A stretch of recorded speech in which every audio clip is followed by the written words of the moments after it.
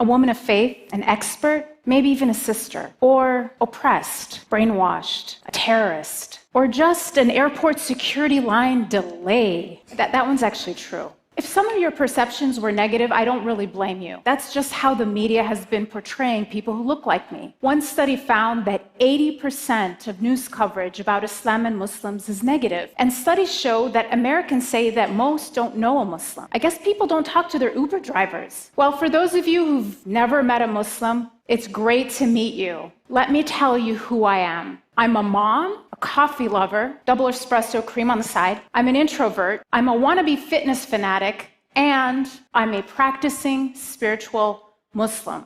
But not like Lady Gaga says, because baby, I wasn't born this way. It was a choice. When I was 17, I decided to come out. No, not as a gay person like some of my friends, but as a Muslim, and decided to start wearing the hijab, my head covering. My feminist friends were aghast. Why are you oppressing yourself? The funny thing was, it was actually at that time a feminist declaration of independence from the pressure I felt as a 17-year-old to conform to a perfect and unattainable standard of beauty. I didn't just passively accept the faith of my parents. I wrestled with the Quran. I read and reflected and questioned and doubted and ultimately believed. My relationship with God, it was not love at first sight. It was a trust and a slow surrender that deepened with every reading of the Quran. Its rhythmic beauty sometimes moves me to tears. I see myself in it. I feel that God knows me. Have you ever felt like someone sees you, completely understands you, and yet loves you anyway? That's how it feels. And so later, I got married, and like all good Egyptians, started my career as an engineer. I later had a child after getting married, and I was living essentially the Egyptian American dream.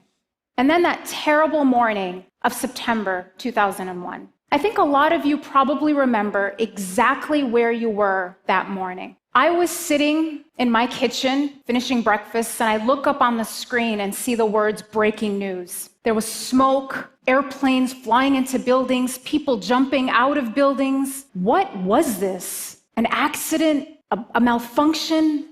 My shock quickly turned to outrage. Who would do this? And I switched the channel and I hear Muslim terrorist, in the name of Islam, Middle Eastern descent, jihad. We should bomb Mecca. Oh my God. Not only had my country been attacked, but in a flash, somebody else's actions had turned me from a citizen to a suspect. That same day, we had to drive across Middle America to move to a new city to start grad school. And I remember sitting in the passenger seat as we drove in silence, crouched as low as I could go in my seat for the first time in my life, afraid for anyone to know I was a Muslim. We moved into our apartment that night in a new town in what felt like a completely different world. And then I was hearing and seeing and reading warnings from national Muslim organizations saying things like, be alert, be aware, stay in well-lit areas, don't congregate. I stayed inside all week.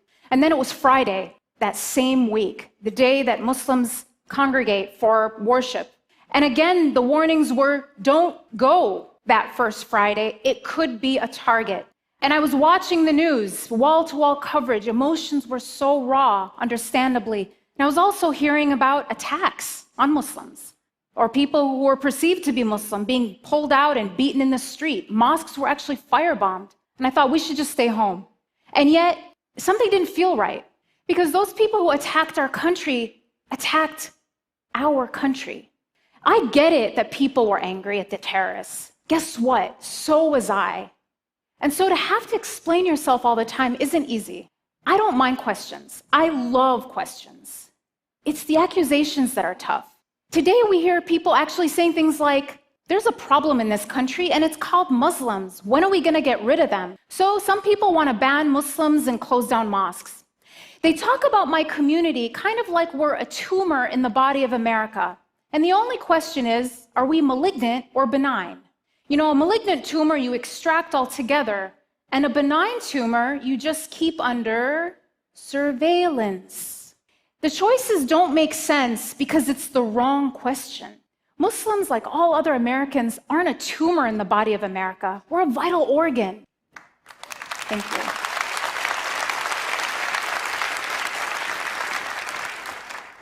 Muslims are inventors and teachers, first responders and Olympic athletes. Now, is closing down mosques going to make America safer? It might free up some parking spots, but it will not end terrorism. Going to a mosque regularly is actually linked to having more tolerant views of people of other faiths and greater civic engagement. And as one police chief in the Washington, D.C. area recently told me, people don't actually get radicalized at mosques. They get radicalized in their basement or bedroom in front of a computer. And what you find about the radicalization process is it starts online, but the first thing that happens is the person gets cut off from their community, from even their family, so that the extremist group can brainwash them into believing that they, the terrorists, are the true Muslims, and everyone else who abhors their behavior and ideology are sellouts or apostates. So if we want to prevent radicalization, we have to keep people going to the mosque.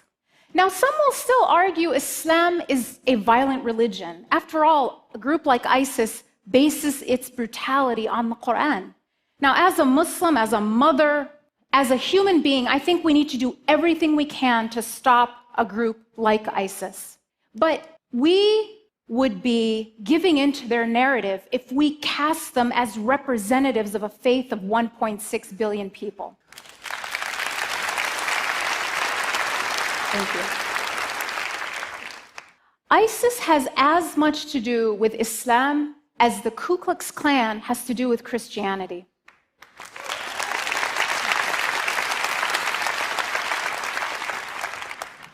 Both groups claim to base their ideology on their holy book.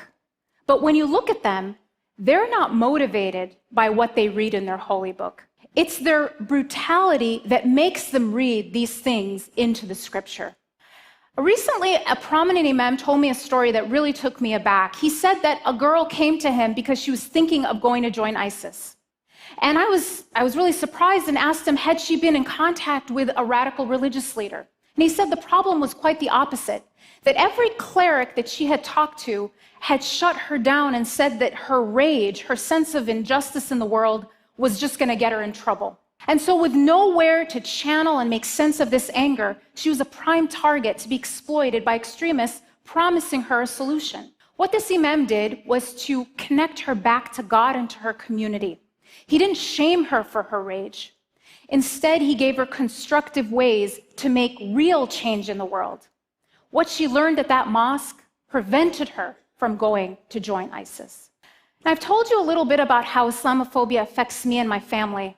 But how does it impact ordinary Americans? How does it impact everyone else? How does consuming fear 24 hours a day affect the health of our democracy, the health of our free thought?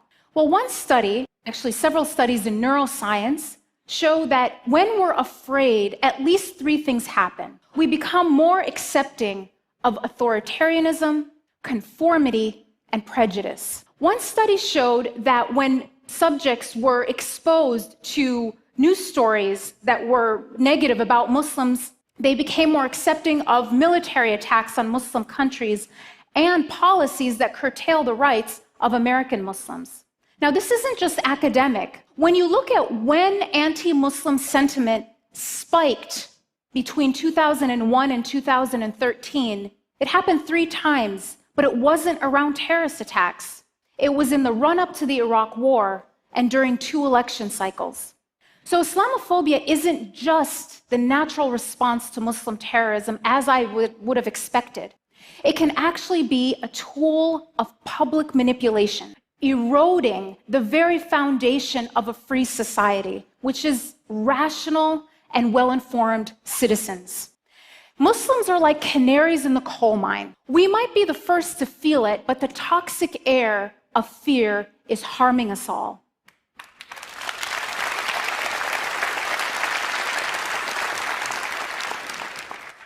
And assigning collective guilt isn't just about having to explain yourself all the time. Dia and his wife Yusr were a young married couple living in Chapel Hill, North Carolina, where they both went to school.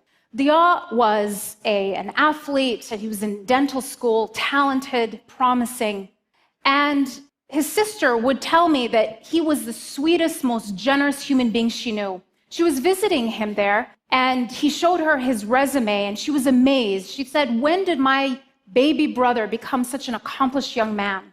Just a few weeks after Suzanne's visit to her brother and his new wife, their neighbor, Craig Stephen Hicks, murdered them, as well as Yusra's sister Roseanne, who was visiting for the afternoon, in their apartment, execution style, after posting anti-Muslim statements on his Facebook page. He shot Dalia 8 times. So bigotry isn't just immoral, it can even be lethal. So back to my story. What happened after 9/11? Did we go to the mosque or did we play it safe and stay home?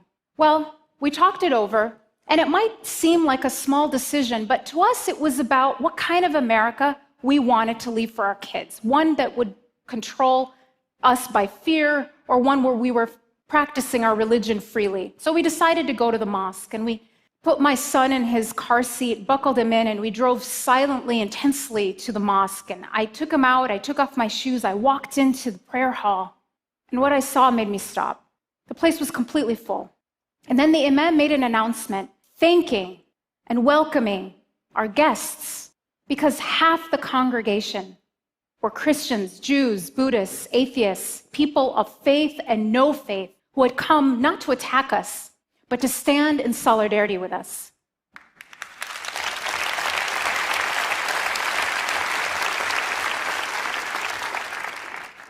I just break down at this time. These people were there because they chose courage and compassion over panic and prejudice.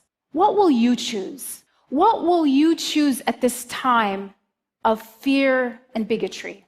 Will you play it safe, or will you join those who say, we are better than that? Thank you. So, Dalia, you seem to have struck a chord, but I wonder, what would you say to those who might argue that you're giving a TED Talk, you're clearly a deep thinker, you work at a fancy think tank, you're an exception, you're not the rule? What would you say to those people? I would say, don't let this stage distract you. I'm completely ordinary. I'm not an exception. My story is not unusual. I am as ordinary as they come. When you look at Muslims around the world, and I've done this, I've done the largest study ever done on Muslims around the world. People want ordinary things. They want prosperity for their family, they want jobs, and they want to live in peace. So I am not in any way an exception. When you meet people who seem like an exception to the rule, oftentimes it's that the rule is broken, not that they're an exception to it. Thank you so much. Thank you so much.